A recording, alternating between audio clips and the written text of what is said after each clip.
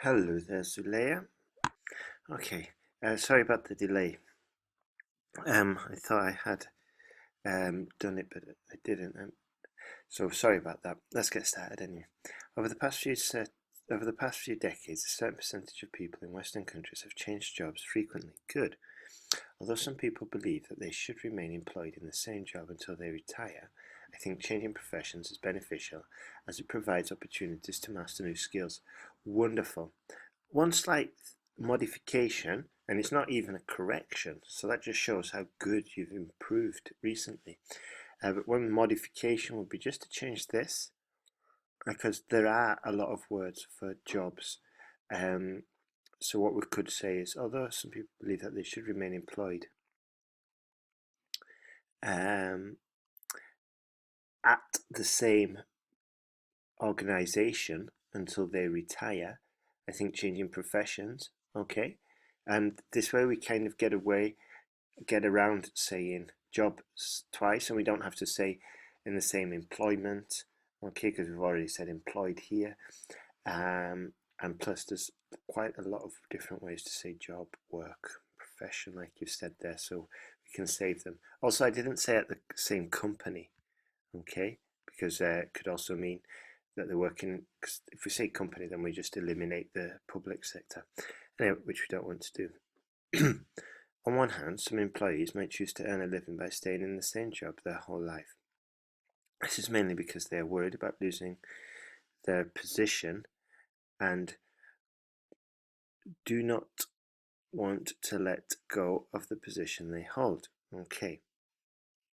There is no doubt that widespread unemployment is a detrimental issue affecting every country in the world. For example, a recent survey conducted in the United Kingdom revealed that 2 out of 5 people were unemployed for the last 10 years. Therefore, if workers leave their job, they might lose the sense of security and the sense of security that their job had offered them. Wonderful. That's fine. That's fine. Here, I would have just altered this a little bit. It's a wonderful statistic. Yeah. Um, well, actually, no, it's fine. Sorry, 2 out of 5 were unemployed. Yeah, that's fine. Fine. Fantastic, Zulehya. Wonderful. However, on the other hand, others believe they should explore their career options. This is due to the fact that a change might assist them to learn a new skill which will lead them to move up the career ladder. Okay? It's usually called the career ladder. The trend of shifting professions on a regular basis is said to be a popular one amongst low-income earners. For instance, an article in the Financial Planning magazine stated that those who are not satisfied with the wages are twice as more likely to hand in their resignation and search for a new occupation. Thus, having worked at several different jobs will assist in broadening one's abilities. Very, very good. In conclusion, while some people might opt to earn their livelihood from the same source their entire lives, I believe that changing jobs at least once in your life could be better to gain more experience. Very good. Could be better. Yep, to gain more experience. Fantastic work, Zulehya. Wow. Can you see? I don't have to. This was wonderful.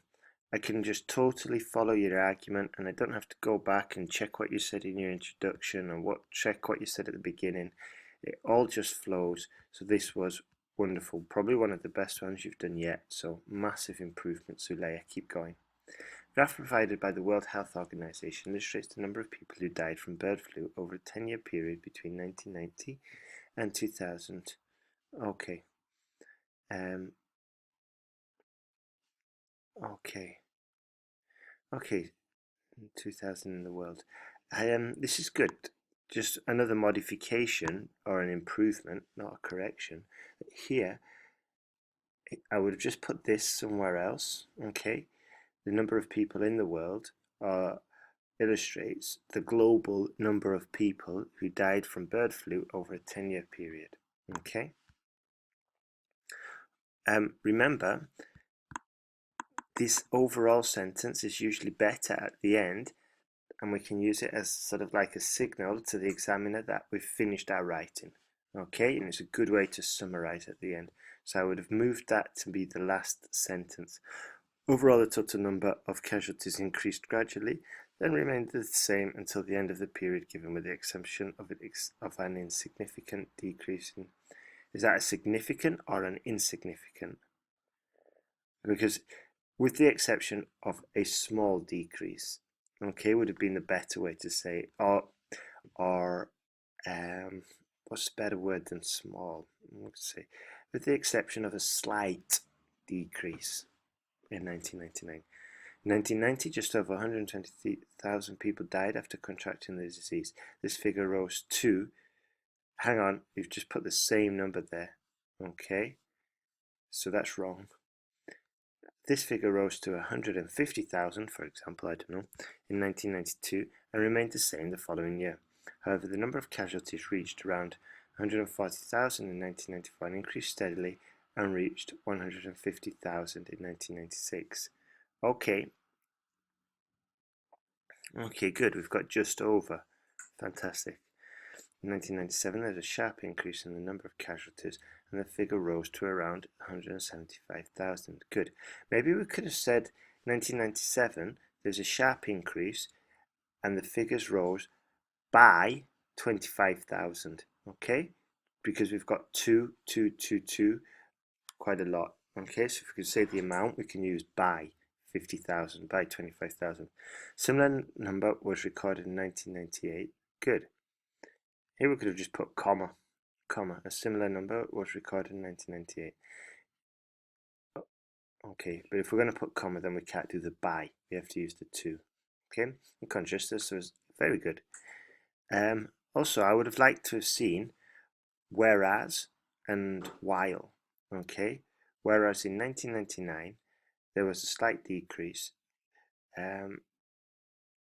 approximately 175,000, or here, be careful, because we should have said really to approximately. Okay, because if we just put approximately 175,000, I don't know if it's been a decrease by that amount or a decrease to that amount.